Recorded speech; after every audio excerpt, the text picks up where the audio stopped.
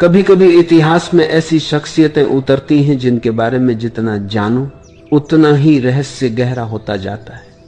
लाओ त्सु उन्हीं में से एक है। और अजीब बात तो यह है कि उनके बारे में पक्का कुछ भी नहीं मालूम। यहां तक कि उनका जन्म कब हुआ यह भी विवाद का विषय है। चीन की कथाएं कहती हैं कि लाओ त्सु अपनी मां के गर्भ में 82 साल रहे। अब आप सोचिए 82 साल कोई पेट में रह जाए तो मां की हालत क्या होगी। कोई श्रोता इस कहानी पर हंस पड़ते हैं, लेकिन यही तो रहस्यवाद की खूबसूरती है। तथ्य नहीं बल्कि प्रतीक महत्वपूर्ण है।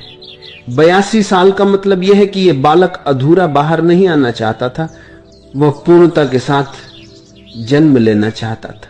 लाओ त्सु का अर्थ ही है बूढ़ा बच्चा। जन्म से ही वे वृद्ध जैसे लगे, चेहरे पर शांति, आंखों में धैर्य और होठों पर मौन। बचपन में ही लोग कहते थे कि यह बालक बोलता कम है, देखता ज्यादा है।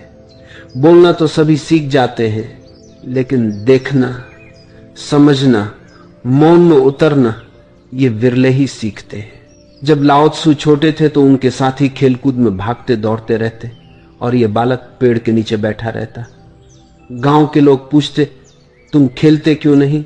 वह मुस्कुराकर कहता, मैं पेड़ से सीख रहा हूं। पेड़ से क्या सीखना? धैर्य, जड़ता, मौन। शिष्यत्व की शुरुआत यहीं से होती है। बचपन से ही लाओ त्सु की एक अजीब आदत थी। कोई भी उनसे सवाल पूछता तो वे उल्टा सवाल कर देते। जैसे किसी ने पूछा, खुशी क्या है? तो लाओ त्सु मुस्कुराकर बोले, पहले बताओ दुख क्या है? लोग उलझ जाते। यह शैली उनकी पूरी जिंदगी चली। यही बाद में उनके सूत्रों का आधार बनी। लाओ त्सु बड़े होकर चीन के शाही दरबार में राजग्रंथालय अध्यक्ष बने। हजारों ग्रंथ उनके सामने रहते। कोई और होता तो पंडित बन जाता। लाओ त्सु ने तय किया कि सब व्यर्थ है, जितनी किताबें पढ़ो मन और उलझता है। दरबारियों से वे कहते, जितना जोड़ते हो उतना बोझ बढ़ता है, छोड़ना सीखो। दरबार में एक हास्यास्पद प्रसंग हुआ। एक मंत्री ने उनसे पूछा, आपका ज्ञान कहां से आया? लाओ त्सु ने कहा, बुद्धि से नहीं, मूर्खता से। मंत्री ने सोचा ये मजाक कर रहे हैं, लेकिन लाओ त्सु गंभीर थे।